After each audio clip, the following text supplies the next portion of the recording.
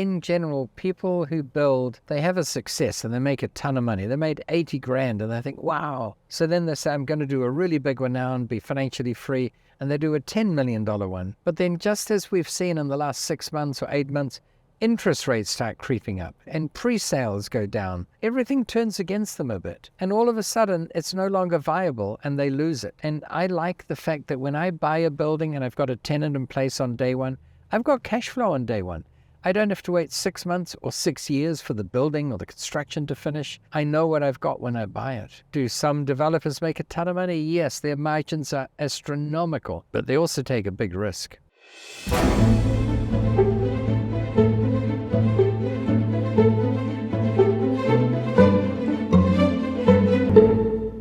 The great thing about health clinics is often they have expensive gear there, like, MRI equipment or ultrasound scanners or whatever, and they don't want to move them around too much. It costs too much to move them. And from a goodwill perspective, doctors don't want to move location to office because they lose clients. Medical clinics are very lucrative things to have in your portfolio. Now, there's a Jiffy Lube. Look at that. So it's obviously doing well. All of those 3 bays were in use, and there were cars lined up behind them. So I can't imagine they're getting rid of that business. But there are Jiffy Lubes that aren't doing that well. And they're perfect for a drive-through, especially in hot climates, right? Arizona, California, Miami, because then when you're in the drive-through portion, you're in the shade, you're not outside. And then the rest of them, they close off, and they've got those glass doors, a lot of the Jiffy Lubes, and you put tables and chairs in there.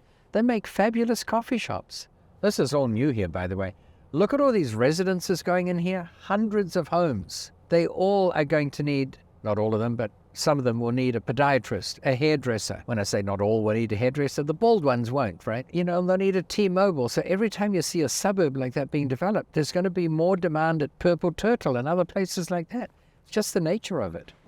So it's interesting. We've been talking about how when a building is vacant, often you'll see weeds and grass grow, and you can see all around here, the weeds are pretty high.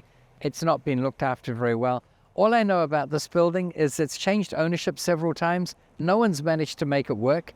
I don't know enough about it yet to figure out what could work here, but I'm keen to find out. The fact that it's vacant and has been vacant for a while indicates to me that the owners are probably in some level of desperation. They may not be. They might come from an extraordinarily wealthy family and they think they're just going to sit on it for 50 years and their grandkids can sell it at some great profit. But more often than not, a situation like this means they're getting pretty desperate. They're still paying property taxes on it. Property taxes won't be cheap on a property like this. They've got some level of insurance, public liability insurance and the like. I don't know if the water's connected and the electric and all that sort of thing, probably. I want to investigate this one, genuinely find out what is the floor layout, how many floors are there.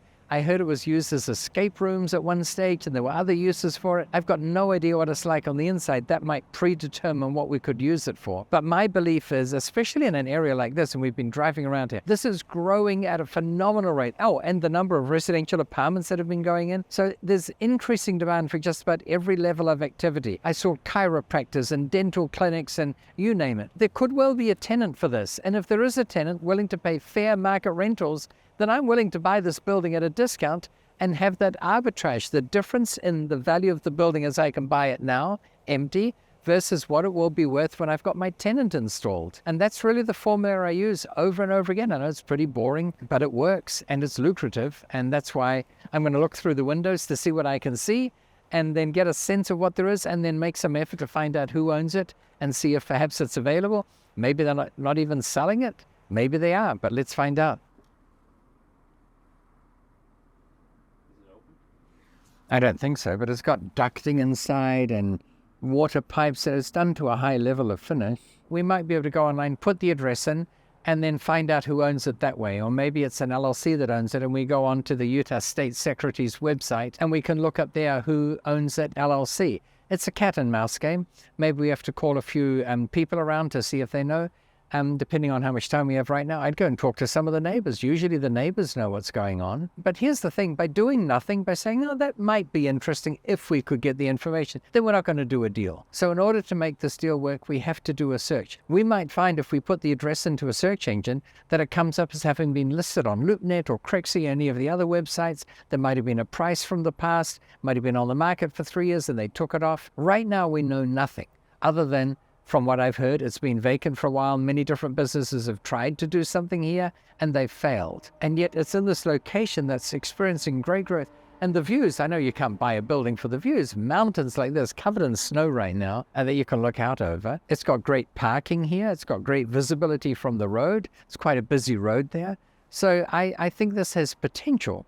On the other hand, you could argue that the fact that it's been vacant for so long and people have tried to do something here, maybe there's something inherently about this building that doesn't make it work. But we need to find that out, because if it's not an inherent problem, but simply that they haven't found the right tenant, I'll put some effort into finding the right tenant, absolutely. Just the wrong businesses. If they had laser tag in here and there weren't enough young people who participate in that, like the diners we saw at the Purple Turtle, they were all over 60. I think, well, most of them were. You're not going to get those people playing laser tag.